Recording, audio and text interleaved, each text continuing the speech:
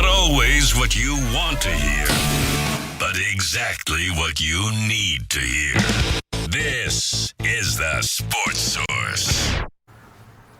All right, welcome back. This segment brought to you by Madisonville Marine. Boy, do they have a selection of boats for you. All the G3 models, Skeeter, Godfrey Aqua Patio, Suncatcher pontoons, Hurricane deck boats, you name it, they got it. Whatever kind of boat you're interested in, you can check them all out in one place. So you're not having to go to this place to look at pontoons, and then you and the wife go over here to look at deck boats. You can see all the different types there at Madisonville Marine. They'll help put you in the right boat for you. That is their number one goal. That's why there's no better place to buy a boat. Madisonville Marine, madmarine.com. All right.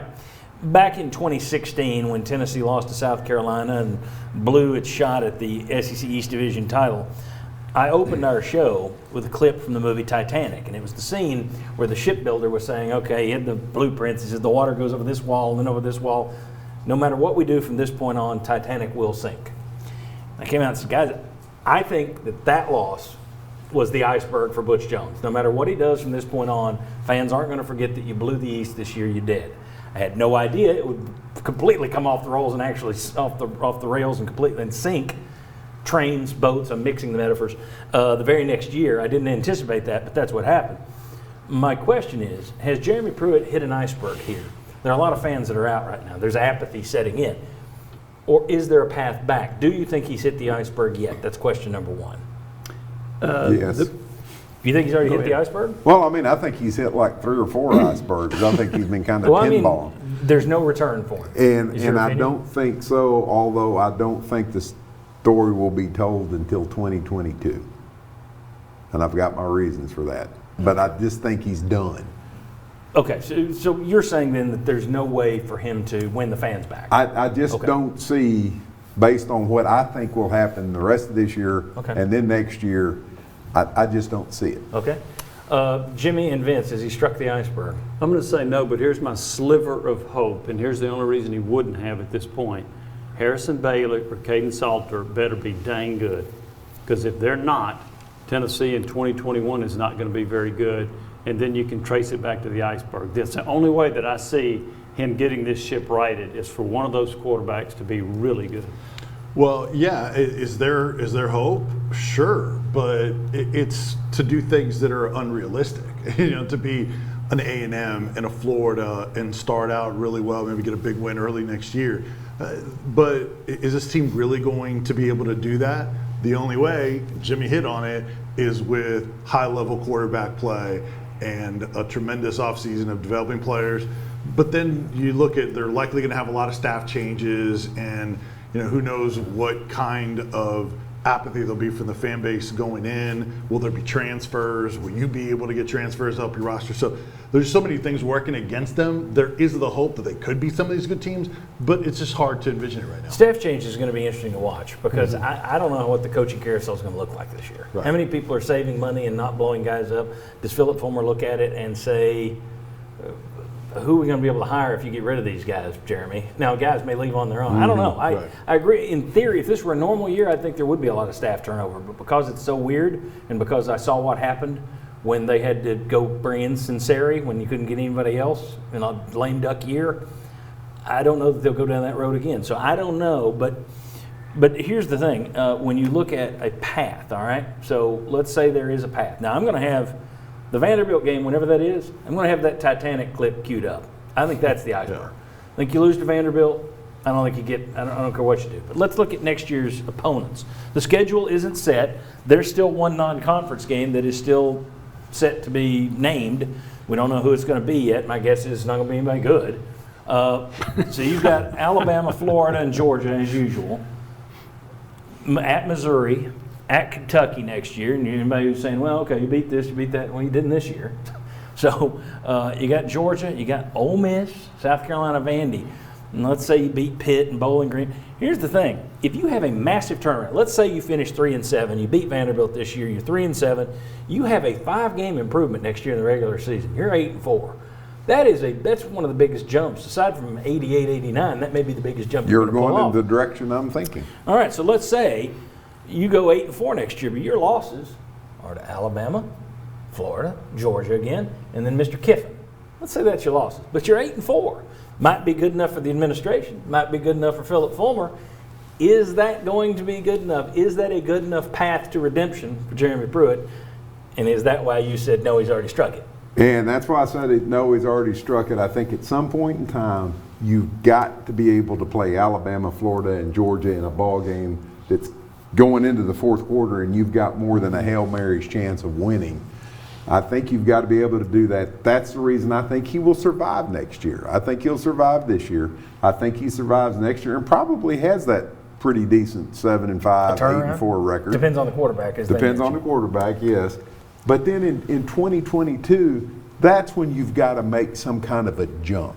By that time, you've been here for, that'll be your fifth season, and you've got to show that, yeah, we're not just going to be Missouri, Kentucky, or South Carolina and playing for third in the East. You've got to make a jump by then. So that's the reason I think the iceberg has been hit, and I think it's going to sink slow. Would 8-4 save him next year? I think 8-4 likely would save him. The caveat there is how much if you close the gap. So if Alabama beats you by 30 and Florida beats you by 30 and you lose by 30 to Georgia, no, I don't think that would save him. So I'll say this, 7-5, I don't think he would survive that because it doesn't matter which of those 5 games you lose. That means you're losing to somebody you're not supposed to, theoretically. So 7-5, he'd be out of there. But I think if you're 8-4, you better be competitive at least against a couple of those teams you lose, a couple of those 4 losses. Vince, one of the things that's interesting in this and could be ironic, if Phillip Fulmer is still here making this decision next fall, and I'm not saying he won't be, I'm just, who knows, it's a crazy world. So I'm not hinting at anything, I'm just, if he's still the guy making that call next fall, he's going to be probably looking at attendance, which is ironic because that's what got him. But Vince, that's where it comes back to the fans. So whereas an administration and Phillip Fulmer may say, look, 8 wins is good enough. We fire a guy, it's going to be tough to hire somebody if we keep firing 8-4, 9-4 coaches.